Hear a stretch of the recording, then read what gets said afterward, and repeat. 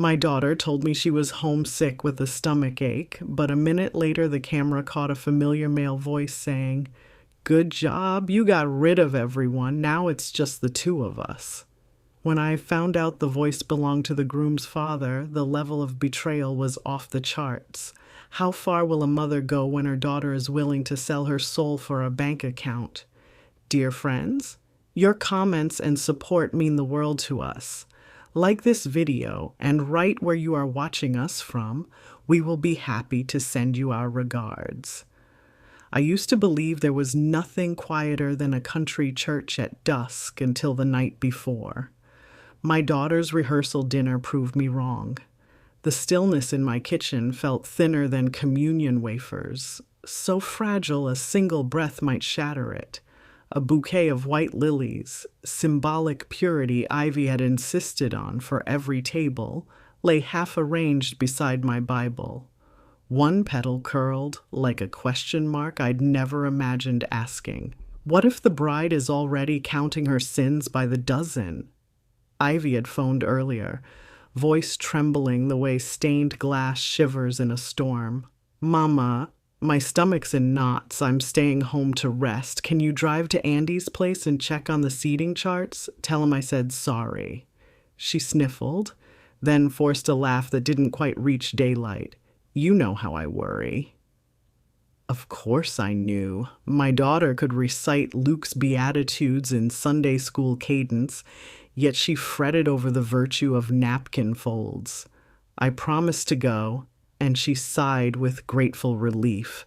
She should have hung up. Instead, my screen went dark, but the call remained open. FaceTime's quiet eye still watching. A scuff, a click, then a man's tenor crept through the speaker. "Smart girl, sending mommy off on an errand. Come here, sweetheart. Let's test that silk robe one last time." I froze. The voice belonged to Julian Murdoch, Andy's father, a man who wore success like a tailored suit and scripture like pocket square decor. The lily's scent soured in my throat as I heard Ivy giggle, low and secret, followed by noises the walls of my Christian upbringing refused to describe. I was 57, widowed, Sunday school secretary, and I felt every rung of my moral ladder snap under me in that moment. The line cut. Silence folded back around the kitchen, but it was a different silence, one that hissed like a serpent coiled behind the pantry door. Julian was nearly twice my daughter's age, half again as rich and apparently only a prayer away from hellfire. Ivy, for her part, had always let dollar signs glint brighter than crucifix gold. I'd mistaken her hunger for ambition. Now I saw the hollowness chewing at her soul. I locked the house and slid behind the wheel, rain beginning to tap the windshield like a metronome counting down to judgment. Halfway down Willow Creek Road, a fierce thought stabbed through my shock. If the church wouldn't intervene, a mother raised on righteousness surely must. The steering wheel creaked under my grip. As streetlights blurred into trembling halos, I heard my late husband's voice, Pastor Jonathan Whitford, echo from memory. Grace first, Mary, but justice when grace is spurned. I didn't yet know whose justice I would invoke, God's, the county courts, or something older and wilder, but I felt its ember ignite behind my ribs. And in that ember's glow, I glimpsed a road far darker than the one my headlights illuminated.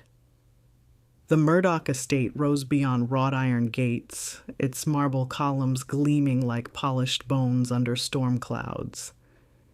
Andy greeted me on the veranda, clipboard in hand, tuxedo shirt unbuttoned at the throat. He looked startled to see me alone. "Mom Whitford, you're a lifesaver. Ivy said you'd swing by." I forced a smile tight enough to snap. "She's resting. Let's not disturb her." Andy led me into the ballroom, babbling about chair covers. I noted every nervous twitch, fingers drumming, gaze darting toward the grand staircase as though expecting his father's shadow to descend. Did he suspect? Or was he just drowning in wedding logistics? Julian finally appeared at the top landing, pausing beneath a chandelier that splintered light across his distinguished face. Our eyes locked. Something feral and faintly amused glimmered in his smile. He descended unhurriedly, each step measured, as if to show the world gravity obeyed him. "Mary," he purred, hand extended. I took it, skin crawling at the memory of what that palm had caressed minutes earlier. He smelled of sandalwood and triumph. "Your daughter feeling better?" he asked, lips curving with secret knowledge. "Resting," I replied. "Resting from your hands," my thoughts spat. During the final walkthrough, Julian's gaze slid over me like a knife testing bread crust. He suggested we pray before parting. "Tradition," he said. We formed a circle. Julian, Andy, their event planner, and me. Julian's fingers tightened around mine, his prayer dripped with gratitude for honor, fidelity, and the sacred covenant we are about to witness. Only I felt the pulse racing in his wrist, a caged drummer pounding a victory cadence. Rain hammered the skylight as we said Amen. When Andy walked the planner out, Julian lingered. "You look troubled, Mary." "Big night tomorrow," I answered, voice steady as scaffolding over a sinkhole. "Ivy's blessed to have your guidance," he murmured, brushing invisible lint from his cuff. "Girls can lose their way amidst excitement. Good mothers keep them. On course." The pause after course slithered. I met his gaze. "Some courses lead to cliffs." He chuckled low thunder. "Then the wise learn to fly." Lightning flared behind him, flash bulbing his profile into something almost demonic. The house lights flickered, and in that breath I decided no pastor's homily nor county bailiff would suffice. If Ivy's soul teetered, I would rather scorch the ground than let Julian harvest it. I left without another word, shoes clicking like pistol hammers across marble. In the driveway, Andy tapped my window, rain plastering curls to his forehead. "You okay, Mrs. W? You're pale." I considered warning him, but what proof did I carry? A bruise on a sole? A voice through a speaker? I just nodded. "Pray hard tonight, Andy." He frowned as I drove off, taillights bleeding red across puddles. Behind me the mansion dimmed, but I felt Julian's stare burning through every pane of glass, following me home like a wolf's reflection in midnight water. And somewhere between windshield wipers, I realized I'd crossed a threshold. Tomorrow's wedding was no longer a ceremony awaiting floral centerpieces. It was a battlefield awaiting combatants. Sleep found no purchase that night. I paced my small living room, walls lined with hymnals and my husband's dusty commentaries. At 2 a.m., I opened his old gun safe. The revolver inside hadn't tasted gunpowder since stray dogs threatened our henhouse 2 decades ago. I touched the cold metal, testing whether vengeance felt heavier than faith. Instead, I lifted Jonathan's leather-bound notebook, its margin notes smelling of cedar and ink. He'd scribbled a verse from Isaiah, "Learn to do right, seek justice, defend the oppressed." The page crinkled under my tears. I chose the pen, not the pistol. By dawn, I'd drafted 2 letters, one to the county sheriff detailing what I'd heard, the other to Ivy. I left the sheriff's letter unsealed, evidence that could be delivered or destroyed depending on the day's outcome. Ivy's letter I sealed with wax, pressing my mother's cross pendant into the stamp. At sunrise, I drove to her townhouse. She opened wearing satin pajamas, eyes puffy, yet strangely luminous. "Mama, you should be resting." I stepped inside, handed her the letter. "Read this after the vows, no matter what." She frowned. "What is it?" "A map back to yourself," I whispered. Her confusion sliced me, but time galloped. I kissed her cheek, tasting salt and expensive night cream, and left before she could unwrap the truth hidden in my tone. Back home, I donned a pearl gray dress, not the mother of the bride lavender Ivy had requested. Gray felt honest, like storm clouds refusing to fake blue. I pinned Jonathan's silver cross to my collar. At the church doors, florists buzzed, oblivious bees weaving garlands. The sanctuary smelled of lilies and latent guilt. Julian arrived in a charcoal suit, his boutonniere a single white calla. We exchanged a nod as frigid as stone communion cups. Organ prelude began. Guests settled like crows along pews. Ivy appeared at the nave entrance, veil shimmering. Even from 20 yards, I spotted tremor in her shoulders. Beside her, Julian stepped forward. Andy delayed by photographer flash. Julian offered his arm to escort her those first steps. Tradition, some would say.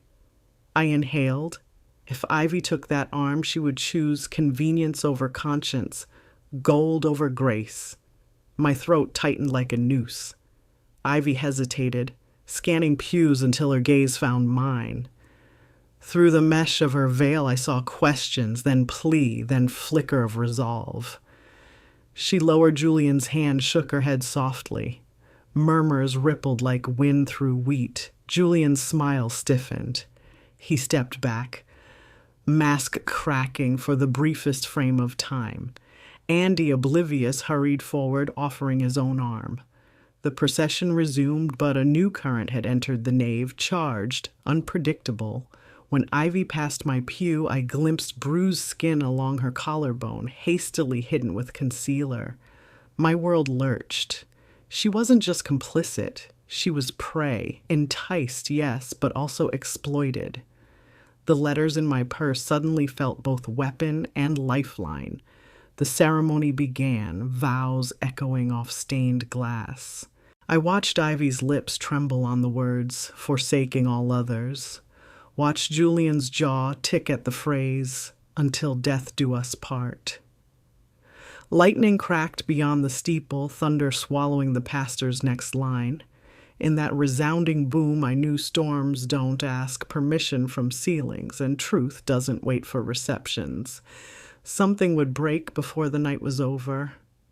Maybe the silence, maybe a man's pride, maybe an entire legacy of Murdoch wealth.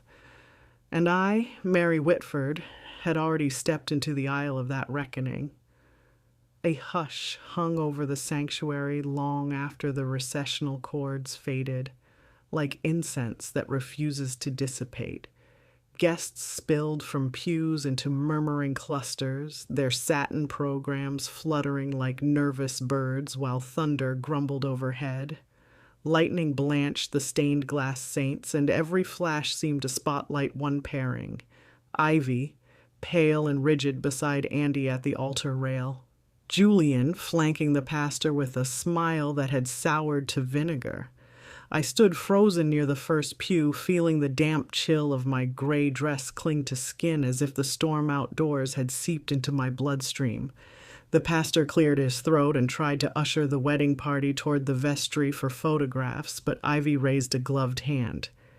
"I need a moment," she whispered. Her veil, the symbol of unspoiled beginnings, fluttered like a torn sail on a sinking ship. Andy leaned in, concern dimpling his brow. Ivy's lips moved in private explanation, and I watched his expression melt from bewilderment to disbelief, then to something harder. Julian stepped forward. "We can postpone pictures," he offered, voice thick with paternal warmth. Anyone else might have been comforted. I felt my stomach knot. He placed a hand on Ivy's back. She flinched. The gesture was subtle, but I saw it. So did Andy. "Dad, give her space," Andy said. Something new sharpened his tone, deference eroded by suspicion.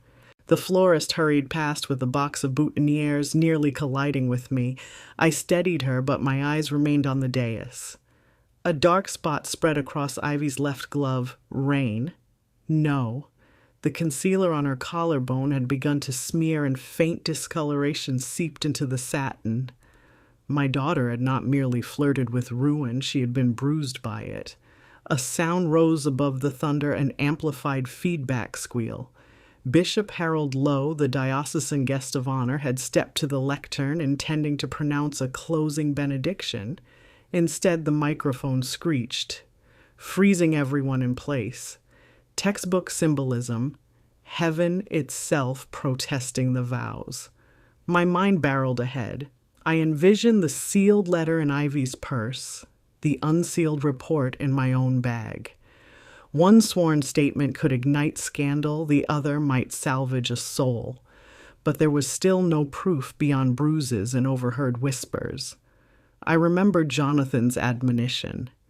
Evidence without mercy becomes a hammer without a carpenter. The organist, a patient woman in her 60s, began playing soft arpeggios to calm the room.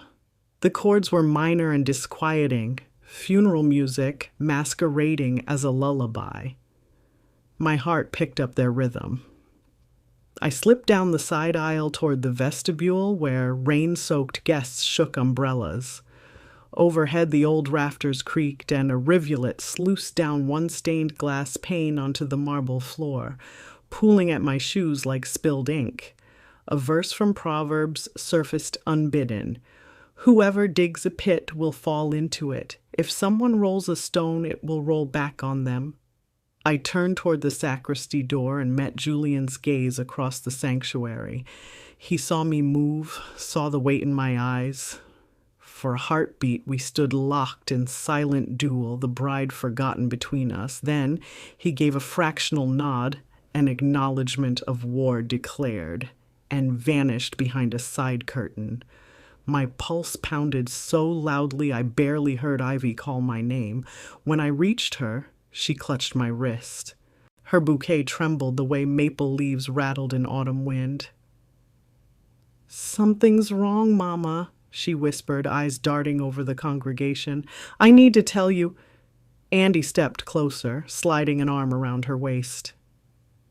"Whatever it is, we'll face it together," he said, but his gaze flicked toward his father's empty place, and worry scored a fault line into his composure.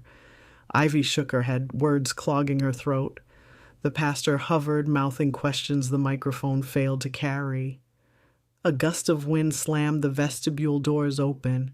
Rain gusted in, scattering petals down the aisle like fleeing secrets.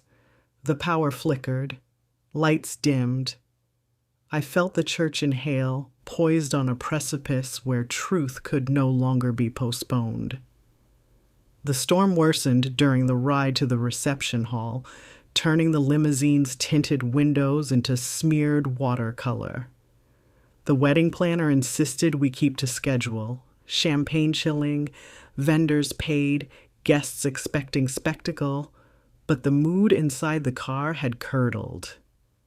Ivy hunched beside Andy, veil discarded, clutching her letter but not daring to open it.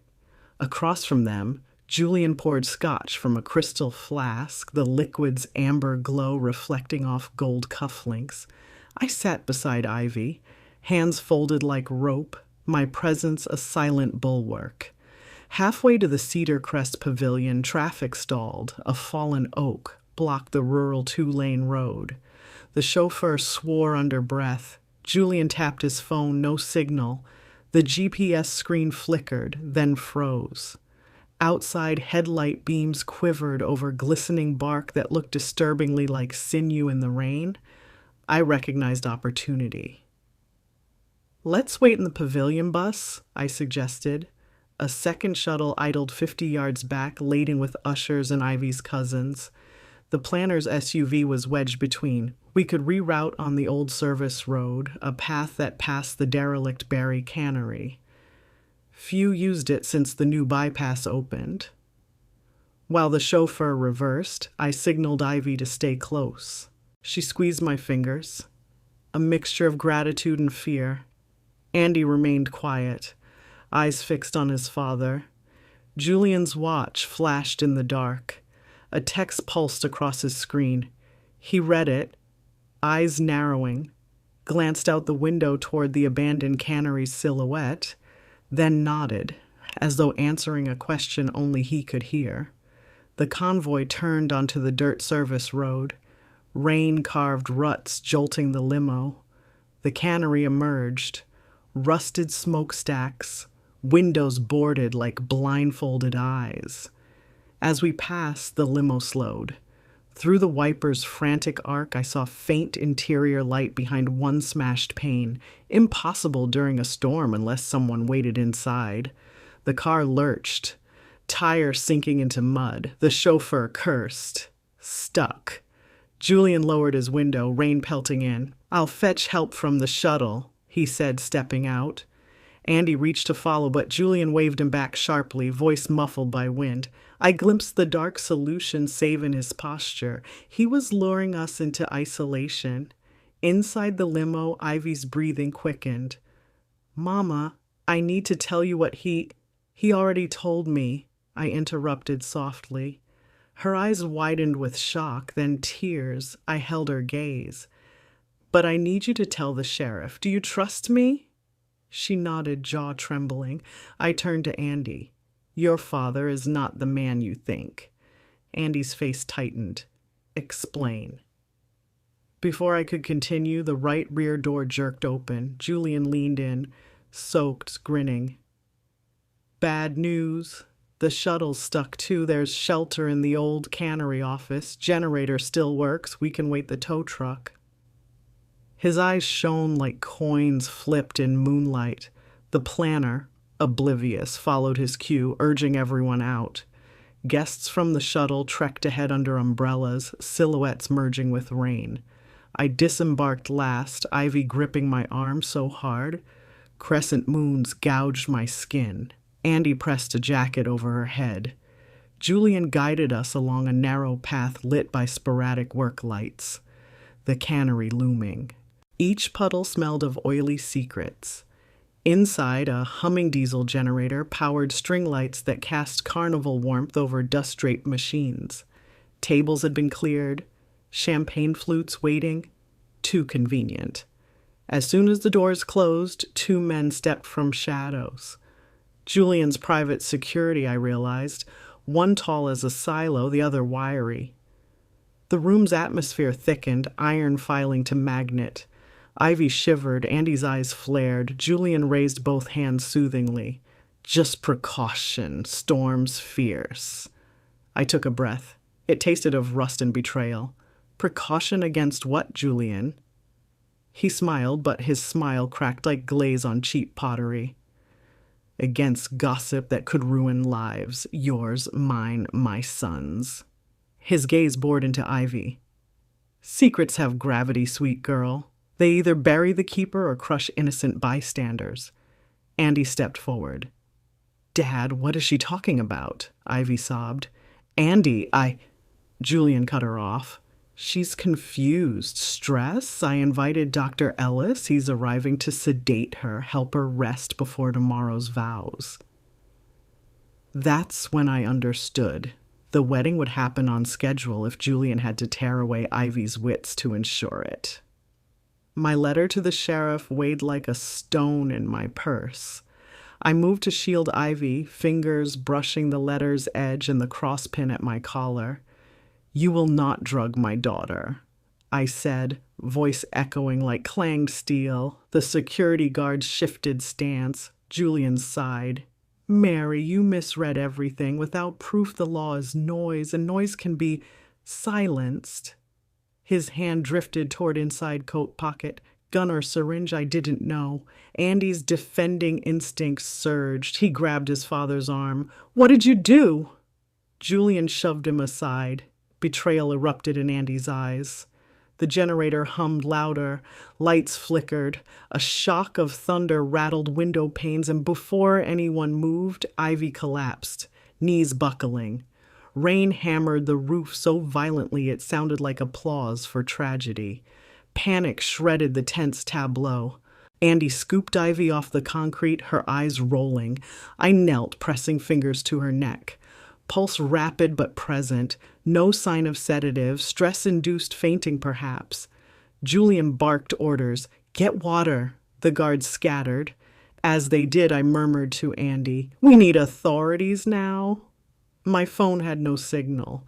The generator's hum masked the whine of an arriving vehicle, then headlights splashed through broken windows, a county patrol cruiser, red-blue bar flashing. The Lord moves in mysteries. I'd trust the reason later. Deputy Marisol Trent stepped in, rain streaming off her hat. She surveyed the scene. Ivy crumpled, Andy distraught, Julian tense, me kneeling with crosspin glinting.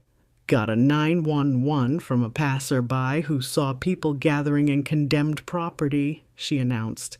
Her flashlight swept until it settled on Julian's open jacket, inside a hypodermic clasped in velvet pouch. Evidence needed no commentary. Julian raised palms, words slick as oil. Doctor's kit. My daughter-in-law felt faint. I spoke, voice trembling but clear. Deputy, I have testimony and probable cause to search Mr. Murdoch's person and property. I handed her the unsealed letter, Jonathan's verse jutting like a blade. Andy stared at syringe, horror dawning. Dad, tell me it isn't true. Julian's mask shattered. Everything I do is for you, Andrew. She's an opportunist. A little sleep would keep her from ruining us both. His confession spilled like rot. Deputy Trent radioed for backup, cuffing Julian as he protested lineage and donors. The security guards melted back. One tried to bolt, but slipped on wet floor, landing at the deputy's boots. Rain pounded roof. Sirens converged like righteous thunder. Paramedics arrived, assessing Ivy. She revived, confusion clouded by tears as she saw her future father-in-law shackled. Andy knelt, whispering apologies she waved away. Her gaze found mine, raw and grateful. I guided her outside. The storm slackened. Dawn teased the horizon with pewter glow. Ambulance lights painted Julian's face as he was loaded into a cruiser, eyes burning with ruin. Ivy clung to me, sob escaping. The deputy took my statement while paramedics checked Ivy's vitals. I mentioned phone evidence, FaceTime audio still cached. The deputy's nod was grim satisfaction. The wedding, of course, was off. Its flowers left to wilt in dark pews, yet I felt no victory. Only a hollow ache where innocence once nested. Ivy stared at the rain-slick cannery, whispering, I never thought greed could look so ugly this close. I squeezed her hand. Greed's always uglier up close, but grace up close is brighter. She gave a fragile nod. Sirens faded. The generator sputtered out, plunging the cannery into pre-dawn blue. Ivy leaned into me, and I felt her grief seep, yet also a fragile seed of repentance. I remembered the map letter in her purse, unopened but now unnecessary. She'd already stepped onto the path it charted. Somewhere within the ruined building, champagne remained uncorked and petals unthrown, monuments to a celebration that never was. Outside, thunder retreated, replaced by tentative bird songs. In that uncertain calm, a truth curled across my mind. Sometimes storms don't just break weddings, they baptize beginnings. And as the first shards of sunrise pierced the clouds, I sensed the real tempest hadn't yet begun, for Julian's arrest would rattle more pillars than one dysfunctional family. But for the moment, my daughter breathed freely, and I thanked heaven for grace that knows when to roar. The jailhouse booking camera froze Julian Murdoch in a glare that flickered between fury and calculated calm. A face meant for oil portraits, suddenly forced to endure fluorescence.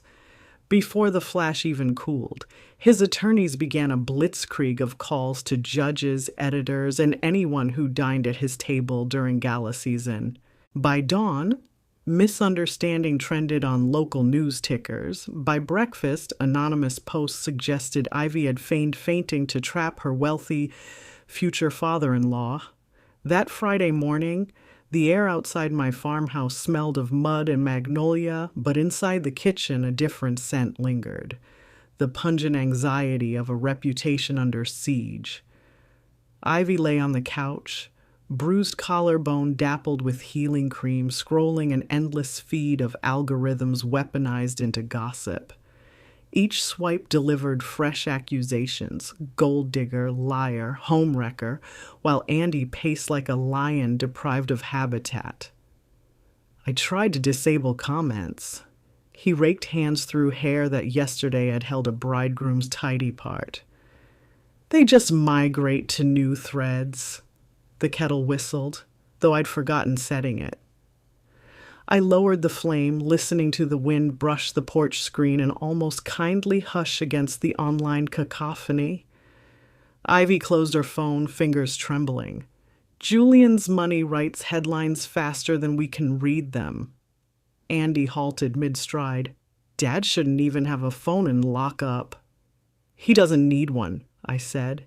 He planted seeds years ago. They sprout on command. I set 3 mugs on the table, chamomile for Ivy, black for Andy, silence for myself. Silence didn't linger. Sheriff Hayes rang the bell, hat in hand, humidity welding his badge to blue uniform. Beside him stood Deputy Marisol Trent, who had cuffed Julian at the cannery. Hayes spoke gently. Ma'am, need you at the courthouse for a preliminary hearing. Bail motion will be heard, and Julian's team subpoenaed you, Ivy and Andy. Ivy's cup rattled on saucer. Subpoena? For what? Character evidence, Trent said, eyes apologetic. They'll argue you misread intentions, maybe plotted extortion. Andy cursed softly, syllables cracking like floorboards. I touched his sleeve. Truth holds, but we must nail it to the floor. Hayes shifted. Be prepared. Their lawyer, Grayson Witt, likes spectacle. Spectacle arrived midday. The courthouse square filled with stringers, bloggers, and 2 drones that orbited like lazy hawks. Ivy walked between Andy and me, head high, veil replaced by a beige sun hat. Flashbulbs popped. A bride stripped of white lace now cloaked in suspicion. Inside, Judge Miriam Rudd, a steely woman with spectacles that magnified neither patience nor pity, opened proceedings. Witt glided across the linoleum like a ballroom dancer, coif flawless, cufflinks winking. He painted Julian as a concerned father providing medical care, and Ivy as an overwrought fiancé who misconstrued paternal affection. He displayed Ivy's college debit records, suggesting material stressors that might catalyze motive. Each chart flickered on courtroom monitor. Tuition fees, boutique charges, a single large cash withdrawal. I kept my focus on Ivy's hands. Fingers interlaced so tightly, her knuckles blanched. When my turn came, Witt tried the same tricks, probing Jonathan's death settlement, implying I resented Julian's wealth. I answered each with scripture-sharpened calm, but each jab left a bruise you couldn't photograph. Then Sheriff Hayes revealed the syringe from Julian's pocket plus lab results, traces of midazolam. Witt countered with a paid toxicologist who proposed contamination. The gavel hammered arguments into sawdust and tension throbbed behind my temples. Judge Rudd recessed for lunch before announcing bail. As we stepped into corridor, a low voice halted us. A woman in charcoal skirt suit, sharp-cheeked, red-rimmed glasses, extended a business card, Rebecca Harlow, investigative journalist, the Herald Ledger. I believe Julian's influence reaches a pharmaceutical consortium. If you want daylight on every route, call me. Her eyes held quiet fury, like mine after the FaceTime call. I pocketed the card. At 2, Rudd denied Julian bail, citing risk of witness intimidation. Relief unfurled in the gallery, but Witt's smirk promised appeal by sunrise.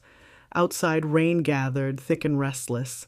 Ivy exhaled shaky gratitude, yet I sensed battle lines only redraw. My phone buzzed. Unknown number. A message. Your lily white testimony wilts by dusk. Attached was a photo of my mailbox, lid open, a black lily inside. Threats now arrived by floral courier. I drove Ivy and Andy home under slate skies. Ivy dozed, worn thin. Andy stared at wipers slicing rain. I should have seen it, he muttered. Predators wear charm suits, I said. They tailor deception to prey. He nodded, yet shame pooled in his eyes. I feared guilt might swallow him if left unfettered. When we reached the house, the black lily lay on porch mat.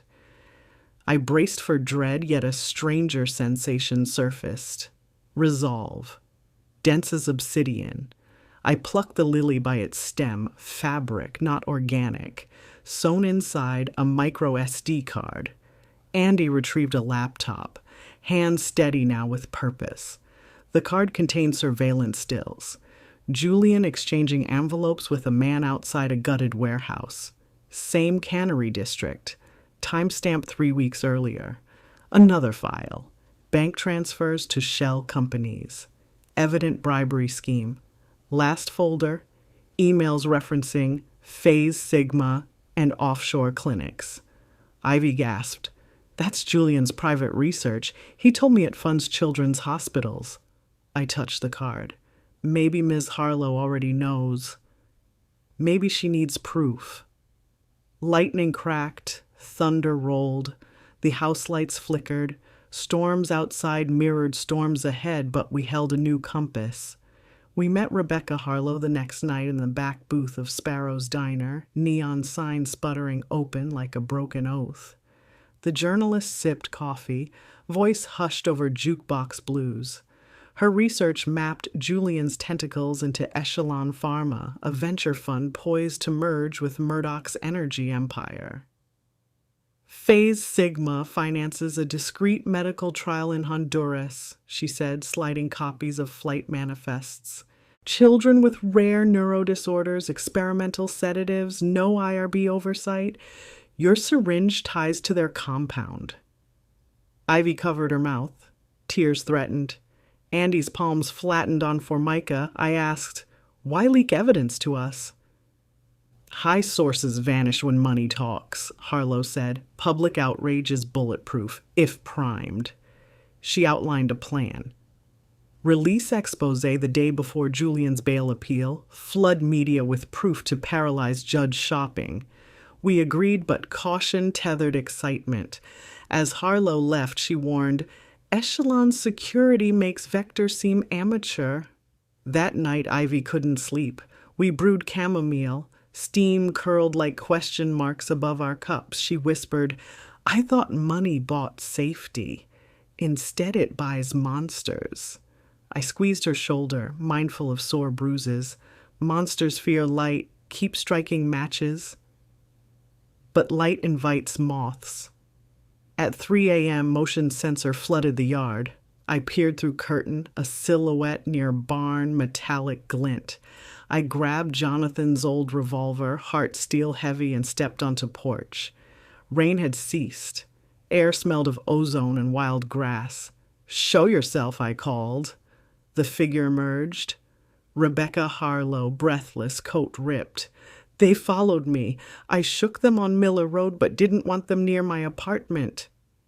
Behind her, engine rumble swelled. SUV headlights cresting hill. Andy rushed out with flashlight. Ivy dialed 911. The SUV halted at gate. 2 men dismounted, night vision goggles glimmering. One aimed rifle, muzzle laser traced barn siding. I ducked behind hitching post. A shot cracked. Splinters flew past Harlow's shoulder.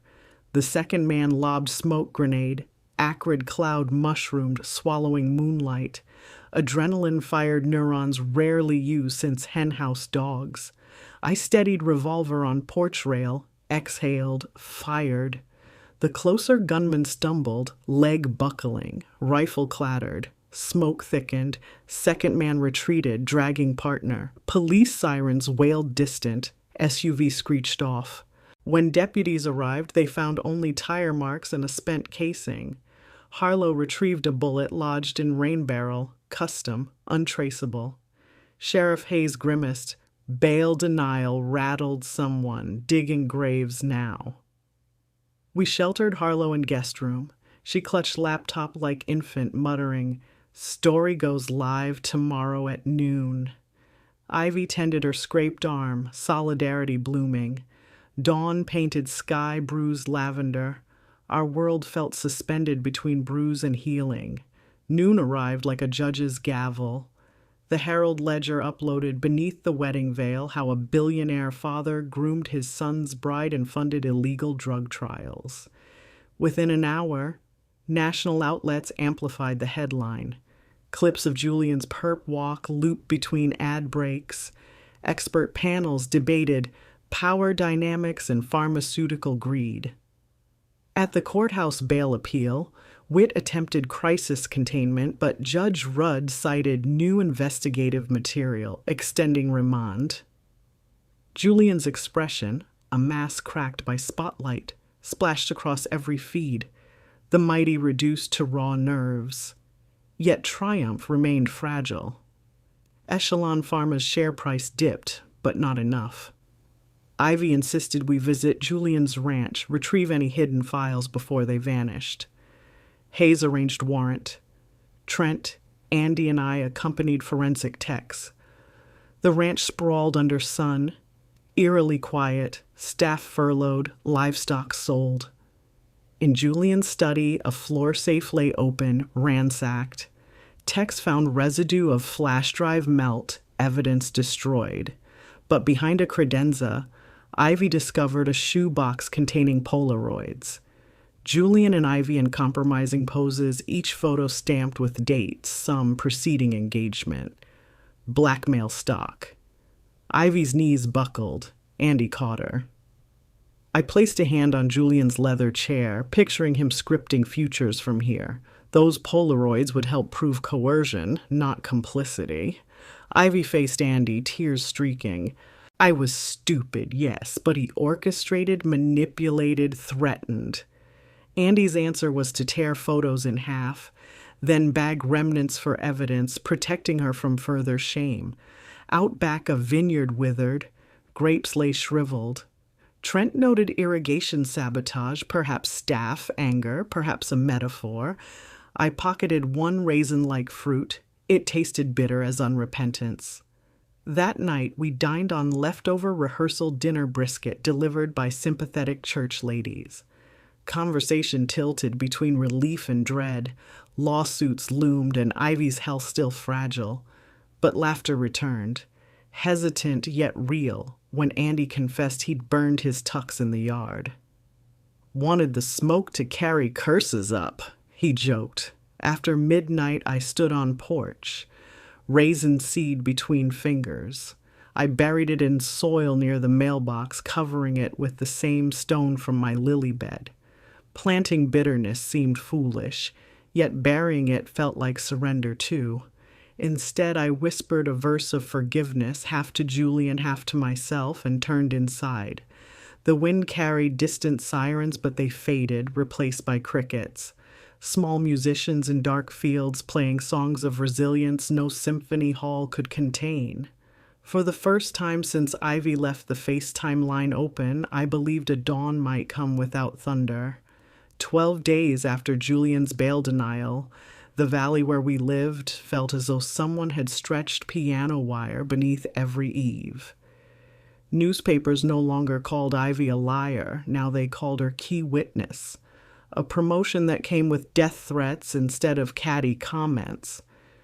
Echelon Pharma's stock slid further, and congressional aides smelled blood in the water. A Senate Oversight Subcommittee summoned Ivy, Andy, and me to testify in Washington. Subpoena envelopes arrived with red rush stamps that made them look like emergency flares. Ivy opened hers at the kitchen table, hands steady until she reached the line about compulsory appearance. The letter commanded her to give sworn remarks regarding unethical sedative testing, bribery, and witness tampering. Her complexion paled the way morning milk fades in tea. I finally scrape off one label and they pin another on, she whispered. Andy set a comforting hand on her shoulder, but his own envelope trembled. Inside, an attachment alleged that he might have been willfully ignorant of his father's medical shell companies. One line referenced a Cayman account in Andy's name. We both recognized it as Julian's handiwork, forged to muddy the water. Andy's jaw tightened until a pulse jumped like a trapped moth beneath his skin. Sheriff Hayes arrived mid-morning to install a marshal-approved security alarm. "Capitol Police will take over once y'all land," he said, running a cable through the window sash. Yet I saw concern shadow his eyes. Even federal lapel pins could not absorb every bullet, literal or digital. That afternoon, Rebecca Harlow called from a newsroom that sounded as frantic as an ER. "Tip line says Echelon's board hired a rival lobby firm to stall the Senate hearing," she said, voice clipped. "Expect procedural ambushes, motions to delay, psych eval requests, anything." Then, softer, "Sources claim Julian's allies want Ivy declared mentally unstable before she can speak." I thanked her and hung up, kaleidoscope patterns forming behind my eyelids, each shape a different trap. Rain returned after sunset, carving silver rivers down the porch screens. Ivy sat on the sofa reading Jonathan's battered Bible, finger-tracing verses. "Be strong and courageous," she murmured, closing the cover. "I don't feel either."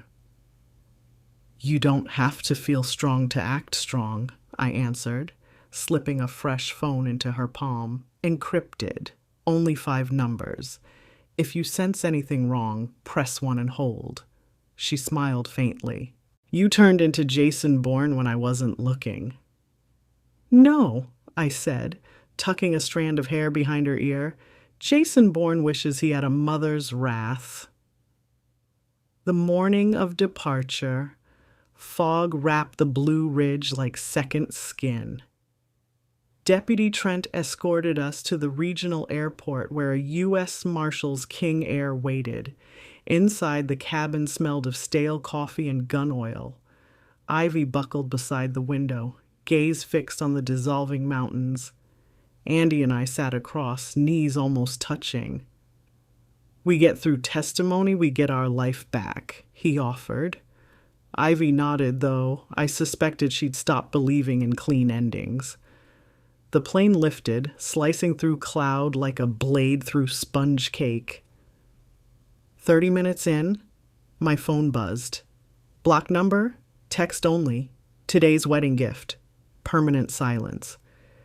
Attached was a photo of the Capitol dome drenched in red overlay. I showed it to Deputy Trent. She forwarded it to Homeland, forced a smile. "Could be internet noise," she said, but her grip tightened on service pistol. DC greeted us with sirens wailing somewhere distant and cherry blossoms half shed by recent storms. Capitol Police ushered us into a safe house hotel a block from Union Station. There they delivered Senate briefing folders thick enough to choke a shredder. "Memorize your timeline, but speak from memory. Don't act coached," an aide advised, handing Ivy flashcards color-coded by committee member. Ivy traced bullet points as if they were braille for the blind future she feared. At dusk, a courier slid envelopes under every witness door, supposedly committee amendments. Mine contained only a black lily petal and a message: "Truth wilts under cross-examination." Panic tried to bloom, but I crushed it beneath one thought: seeds sprout faster in turned soil. I pocketed the petal, deciding it would make fine show and tell if senators needed proof of intimidation. When I checked Ivy's suite an hour later, she sat cross-legged on the bed, staring at her own envelope, still unopened. "I don't want to know," she said. I broke the seal for her. Inside, a single Polaroid, a much younger Ivy seated on Julian's yacht, champagne in hand, leaning too close. Targeted shame. "He kept copies," she whispered, voice cracking. Andy stepped in. fury storm clouding his face. He ripped the photo in half, then in half again, scattering confetti. "Let them bring it," he growled. "We'll bring the truth." Yet later, as I knelt beside my bed, prayer felt like dropping words into a pit so deep echoes came back altered. I asked for courage, wisdom, possibly a miracle. The only answer was the hum of the minibar fridge and one small kick of life inside my chest, determination rediscovering its footing. The hearing chamber smelled of old leather, micro-brewed coffee, and sharpened agendas. Cameras nested like vultures above walnut paneling. Senator Ivan Vega, chair, a former trauma surgeon, rapped the gavel. We begin with witness Ivy Whitford. Ivy's heels clicked toward the witness table, each step a drumbeat in my bloodstream. She sat, raised her right hand. "Do you solemnly swear?" Her voice, though faint, carried through lavalier mic. "I do." She began recounting Julian's grooming, the syringe, the hidden trial in Honduras. Slides projected Polaroid fragments, bank transfers, the midazolam analysis. Gasps rippled. Wit, allowed in gallery, scribbled frantic notes. Mid-testimony, a Capitol police officer leaned to Senator Vega, whispered. Vega's brows knitted. She spoke into mic. "Security has detected a credible threat. We are moving to recess and relocate witnesses." Room erupted. Officers hustled Ivy toward a side exit. Andy and I followed, flanked by marshals. In the subterranean tunnel linking Dirksen to Russell, lights flickered. An aide's radio squawked, "Perimeter breach, garage C." Another, "Suspect vehicles posing as federal fleet." I reached for Ivy's arm. She was trembling but upright. Andy squeezed her free hand in silent vow. At the halfway point, 2 men in janitorial coveralls rounded the bend, badges but blank stares. Marshal Rivera frowned. "Clearance." One raised a silenced pistol. Chaos detonated. Rivera shoved Ivy into a service alcove. Shots whispered past fluorescent tubes, glass raining. Andy tackled the second assailant. They crashed into paint cans, echoing like snare drums. I yanked Ivy behind a supply cart, hard a jackhammer. My purse's pepper spray felt ridiculous against firearms, but I gripped it anyway. More marshals thundered up the corridor. Gunfire sparred. In 90 endless seconds, the threat was down. Rivera checked pulses. Alive. Restrained. The ID cards. Vector Watch logos under fake DHS laminate. Ivy inhaled ragged air. "He'll never stop," she said. "Not until we nail the coffin," I cut in. Senator Vega appeared, flanked by armed detail.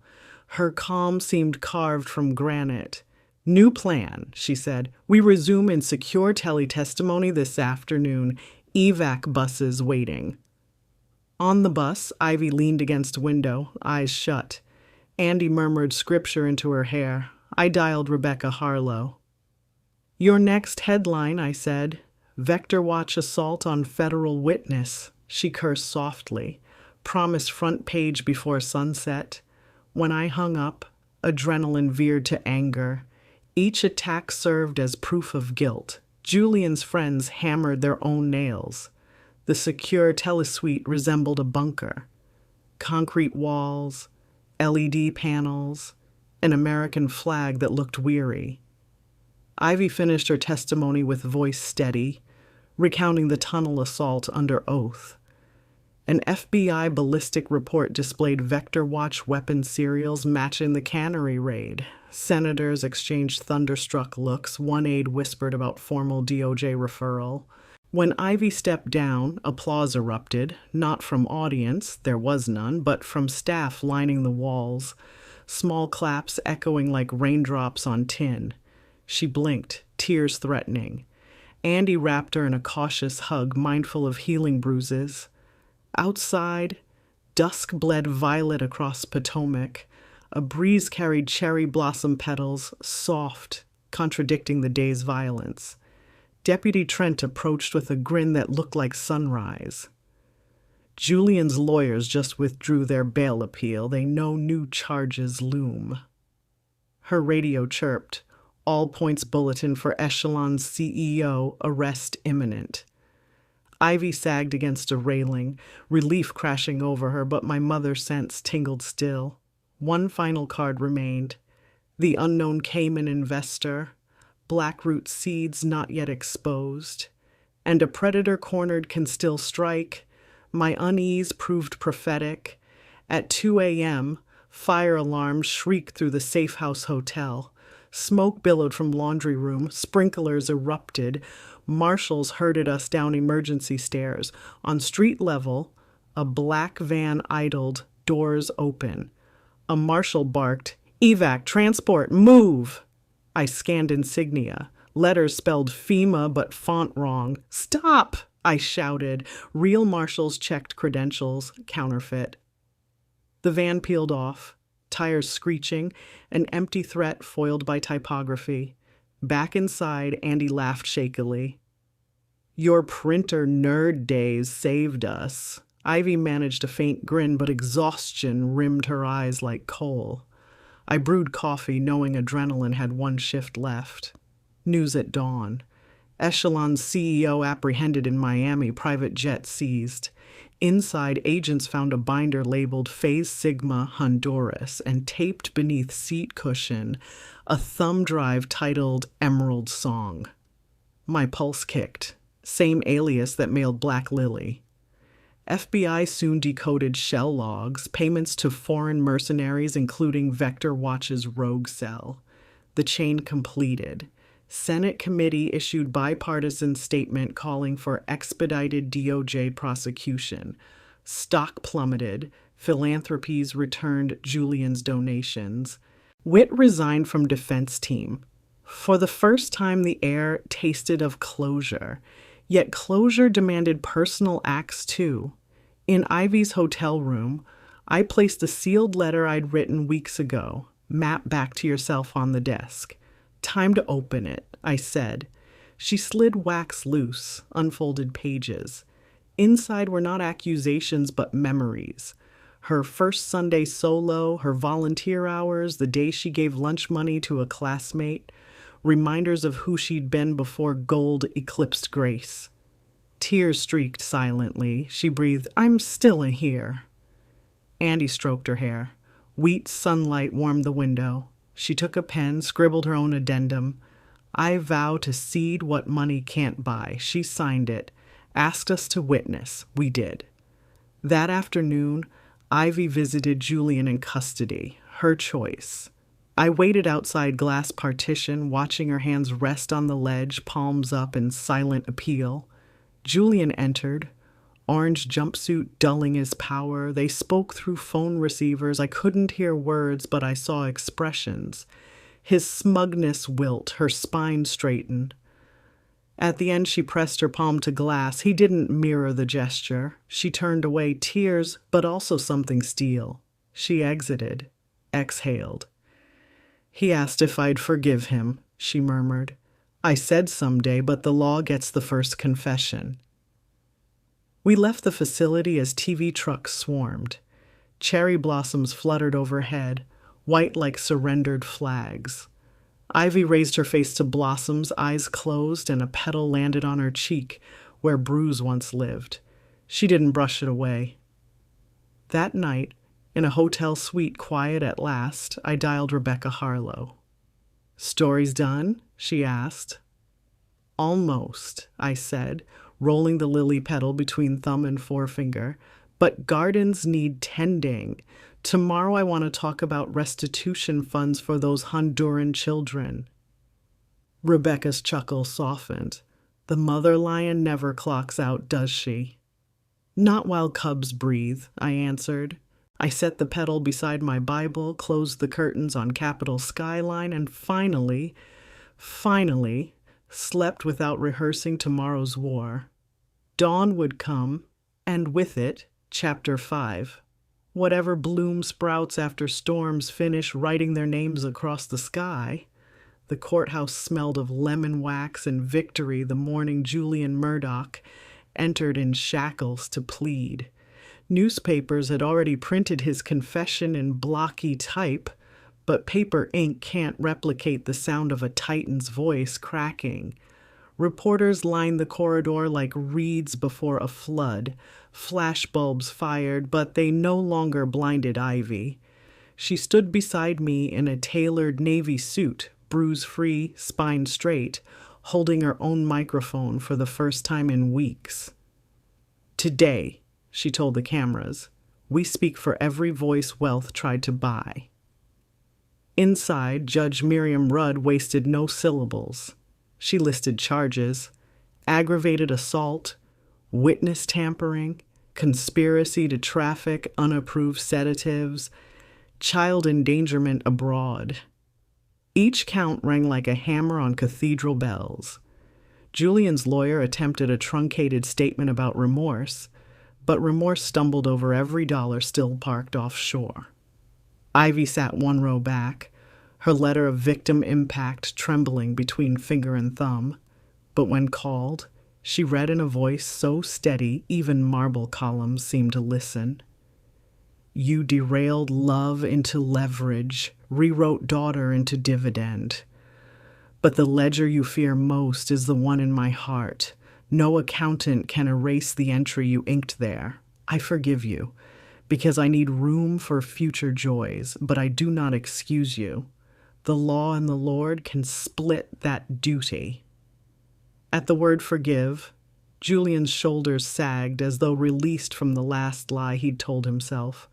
Rudd handed 40 years, no parole for 20, restitution to Honduran families, medical fund named after the children. Gasps fluttered. Andy exhaled as though he'd been holding breath since the cannery. I closed my eyes a moment, whispering thanks to a husband whose Bible margins had given us map lines through this wilderness. Yet outside the courthouse, the sky threatened new rain and the crowd hissed fresh questions. One journalist shouted, "Is the story really over?"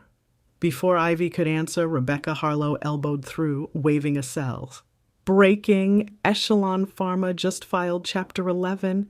Cayman wires trace back to a single silent partner known as Emerald Song." The name gusted across reporters like rumor catching fire. My breath caught. Emerald Song, the unseen gardener who mailed black lilies, who enabled and then exposed. Harlow whispered, "FBI sealed the docs, but I have a source." She flicked a photo. A woman stepping onto a private jet in Antigua. Dreadlocks, hummingbird pendant. Recognition struck. A nocturnal memory of surf, boat, pendant. Ivy's eyes widened. She clasped my wrist. Why would Emerald Song torch her own investment? And why leave breadcrumb evidence? The answer rustled like wind through long grass. Some gardeners sow wildflowers simply to watch weeds burn, but we still needed proof the burn wouldn't leap fences into fresh fields. That night in the Safe House Hotel, wind snapped the flags along Constitution Avenue. Ivy, Andy Harlow, and I huddled around scrolling documents. Emerald Song's real name surfaced: Zora Adelaide Bancroft, a venture seed maven who once lost her little brother to an unapproved drug trial. "Revenge disguised as investment," Harlow muttered. Zora had pumped funds into Echelon, then fed incriminating records to whistleblowers, Harlow among them, ensuring the company collapsed under its own weight, meaning our story had been stage furniture in a larger play. Gratitude and indignation braided inside me. Relief that Zora's cloak and dagger had accelerated justice. Anger that she'd risked Ivy as collateral. I stepped onto the balcony, Capitol Dome glowing ghost white, and prayed a mother's complicated prayer. Thanks for deliverance. Plea for restraint on those who fight fire with forest fires. When I returned, Ivy slept at last, head on Andy's shoulder. I tucked a blanket around both, their wedding vows replaced by sturdier promises forged under cross-examination. Harlow closed her laptop, rubbing eyes. "Story ends tomorrow," she sighed. I shook my head. "Stories end, then echo." Thunder rolled beyond glass like distant applause, acknowledging that truth. In that rumble, I heard Jonathan's laugh, soft, approving, and an idea stirred, faint but insistent. Turn echoes into symphonies. 2 months later, the Whitford Murdoch scandal occupied row 15 of the national news carousel, displaced by hurricanes and election reels. Ivy, Andy, and I returned to Willow Creek, where summer sun quilted hayfields in amber. Sheriff Hayes shook Andy's hand outside the farmhouse. "Town council approved your bid," he said. "Murdoch estate deeded to community trust. The vineyard'll be rehabbed into a recovery retreat." Andy managed a half smile. The estate once symbolized rot, now it would serve healing. Ivy planned art therapy studios in the carriage house. She sketched murals of doctor birds flitting over broken chains. I walked the rows of pruned vines, stone path crunching beneath sensible shoes, and felt ground breathing again, soil turned, bitterness buried deeper than roots could reach. One evening we gathered in the half-renovated ballroom, plaster dust floating like halo motes in gold dusk. Volunteers strung fairy lights, local choir rehearsed hymns for an upcoming benefit. Ivy reclaimed the grand piano, fingertips testing keys until a melody grew, part hymn, part lullaby. Guests trickled in carrying casseroles, children chasing one another around pillars that years earlier had hidden luxurious lies. I staffed the lemonade table, cross-pendant catching light. A woman approached. Elena Dominguez from Honduras, eyes shy but burning. The fund from Julian's restitution had flown her nephew to U.S. for corrective surgery. She pressed a crocheted hummingbird into my palm. "Para su hija," she whispered. I promised to pass it on, throat thick. Mid-event, a courier delivered a small envelope addressed to Ivy. She opened it under the fairy lights. Inside lay a single emerald feather and a note, "To every garden you will save. Zay." No threats, no return address, just a benediction from the architect of collateral storms. Ivy set the feather in a glass vial on the piano, neither condoning nor condemning its sender. The music she played next felt like forgiveness set to minor chords. After guests left, Andy and Ivy stood with me in the vineyard's dark, watching fireflies blink over reborn vines. Ivy said, "Mom, I'm not sure I'll ever marry in white again." I squeezed her hand. White is just light before you add depth. Wear whatever color truth paints. She laughed, a sound long absent, promising to consider deep sky blue if the day returned. Morning found me alone on the porch, letter in lap. The first one I ever wrote to Jonathan after his passing. "I hope heaven has gardens," it ended. I added a postscript. "They do, dear, and sometimes we tend them here first." I pressed the letter into soil near the raisin seed I'd buried months earlier. A sprout had emerged, tiny, stubborn, grace growing where bitterness once lay. Autumn rode in smelling of wood smoke and ripe muscadines. Invitations printed on recycled cardstock announced the Dr. Bird Foundation Gala, Seeds of Restoration. Ivy designed them, Harlow underwrote the printing, Andy secured a jazz trio. Proceeds would fund the Honduras clinic without corporate fingerprints. Days before the gala, we discovered the raisin seed had grown into a knee-high vine. Ivy tied a ribbon around its stem, a whisper of purple. "Proof storms water things," she said. I nodded, hearing Jonathan's laughter rustle the leaves. The gala unfolded beneath lanterns strung across the renovated vineyard. Survivors of Julian's drug trials attended via livestream. Elena translated their gratitude.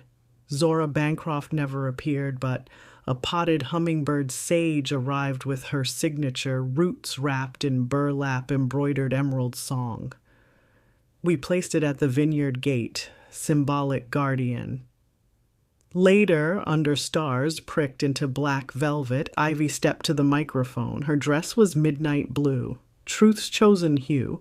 She spoke not of abuse or scandals, but of mercy. When wildfires clear a forest, new seeds sprout in the ash. We are those seeds. Applause rustled like rain through vines. As music resumed, Andy pulled Ivy into a slow dance. Their silhouettes swayed between lantern shadows, two survivors tethered by something sturdier than vows. I watched from a distance, heart a kaleidoscope of ache and awe. Sheriff Hayes sidled up, offering iced tea. Storm cloud turned to harvest moon, he mused, tilting his hat toward the dancing pair. I smiled. Moon still pulls tides. We'll keep watch. He raised his glass in quiet toast. Somewhere beyond lantern glow, cicadas sang ancient hymns. Just before midnight, Ivy joined me at the gate. Hummingbird sage perfuming the air. Mom, do you think Dad would approve of all this? She asked, gesturing to laughter, vines, lantern light. I traced the cross at my collar. Jonathan believed gardens begin in the rubble of temples.